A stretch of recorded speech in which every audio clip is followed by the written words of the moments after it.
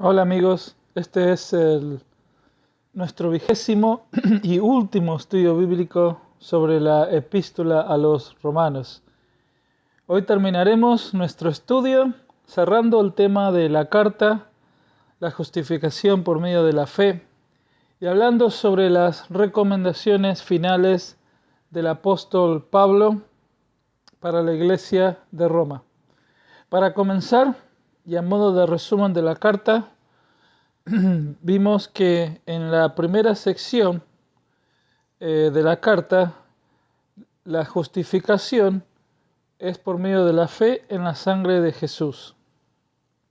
En la segunda sección vimos desde el capítulo 12 en adelante que esta justificación ahora tiene que ver con la conducta del creyente, y la cual la conducta cambia con la renovación de la mente.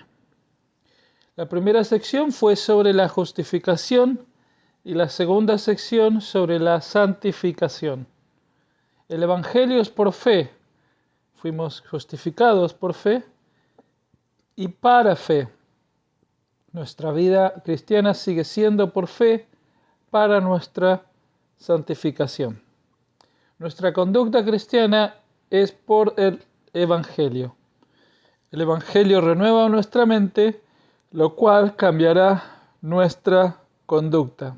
En Romanos capítulo 15, versículo 16, Pablo dijo: yo tengo el deber sacerdotal de proclamar el Evangelio de Dios a fin de que los gentiles lleguen a ser una ofrenda aceptable a Dios, santificada por el Espíritu Santo.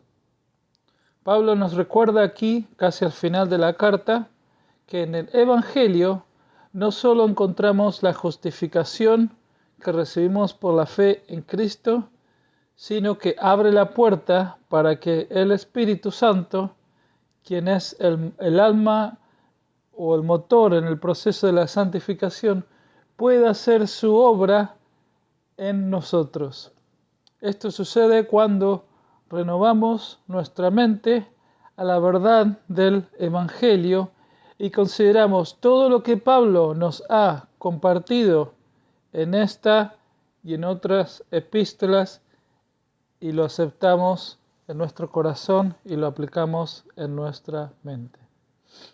Luego aquí hay un paréntesis logístico en donde Pablo habla sobre la colecta o ayuda que él llevaría a Jerusalén de parte de los hermanos de Macedonia y Acaya, y una vez realizado esto, él iba a ir a Roma, de paso en su camino a España, donde él quería comenzar una nueva obra.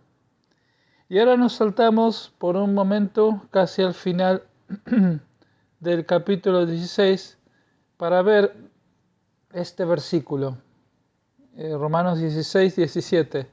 Les ruego, hermanos, que se cuiden de los que causan divisiones y dificultades y van en contra de lo que a ustedes se les ha enseñado. Apártense de ellos.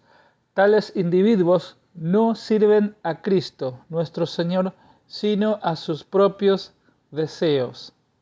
Como podemos ver, para Pablo, la unidad en la iglesia era de suma importancia. Dice, les ruego. La marca del Evangelio es la unidad. La marca del Espíritu Santo es la unidad.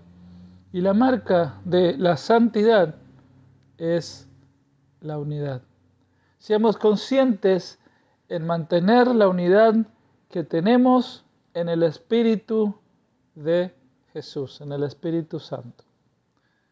Y para terminar nuestro estudio aquí, entonces, retomemos nuevamente el subtema o propósito de esta carta, el cual fue solidificar a la iglesia en Roma, la capital del imperio, para que ésta sirviera de base para los esfuerzos misioneros que él quería emprender en España.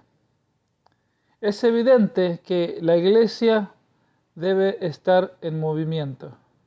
Lo vemos en en el libro de los Hechos, que la iglesia del primer siglo fue una iglesia en movimiento. Fue una iglesia misionera. Hoy en día pensamos en iglesia y se nos viene a la mente edificios históricos con cúpulas y con una cruz en la punta. Pero aunque no haya nada de malo con tener hermosos templos, debemos entender que la iglesia no es una edificación o no es un templo físico. La iglesia es un organismo vivo que está en movimiento. Y esta obra o este movimiento es llevado a cabo por medio de muchos hermanos preciosos que caminan por la fe. Aquí en Romanos capítulo 5, al principio del capítulo 16,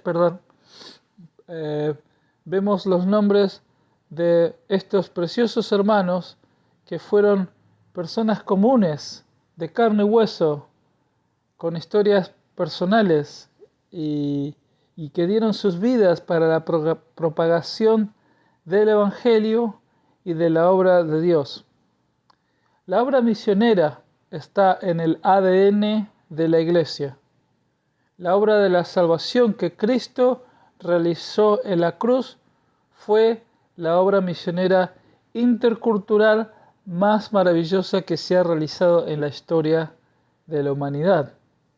El fundador de nuestra fe y consumador de nuestra salvación fue el gran misionero.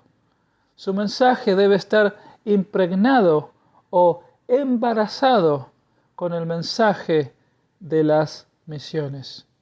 Y su obra misionera seguirá hasta la segunda obra. ¿Por qué? Porque como hemos visto en la historia, han habido y habrán culturas alcanzadas que luego se paganizarán y que deberán ser alcanzadas nuevamente. Con lo cual concluimos que siempre habrá un campo misionero y que la obra misionera siempre será necesaria y relevante en la obra y el mover de Dios. El mundo occidental, por ejemplo, hoy es un campo misionero nuevamente. Estados Unidos, Inglaterra, Alemania, España, etcétera, etcétera, son nuevamente campos misioneros. Ora por un campo misionero y visita, apoya y, ¿por qué no?, múdate al campo y forma parte de un equipo. Comparte las asombrosas verdades del Evangelio de nuestro Señor Jesucristo para la gloria de Dios. Este Evangelio trae libertad y salvación. Este mensaje es digno de ser compartido no solo en el hemisferio occidental, sino en todo el mundo. Yo simplemente nombré esos países de ejemplos, pero hay muchos países más en donde el Evangelio es más que necesario, es una necesidad, es una urgencia. Así que trae este mensaje de libertad y de salvación y de la justificación por la fe en medio de Jesucristo. Este mensaje es digno de ser compartido. Bueno, finalmente hemos llegado a la conclusión de estos estudios. Les agradezco por haber escuchado estos mensajes sobre la carta a los romanos. Espero que les haya sido de bendición. Y si Dios quiere, nos veremos en el futuro estudiando otras cartas u otros libros de la Biblia. Muchas gracias y que Dios los bendiga.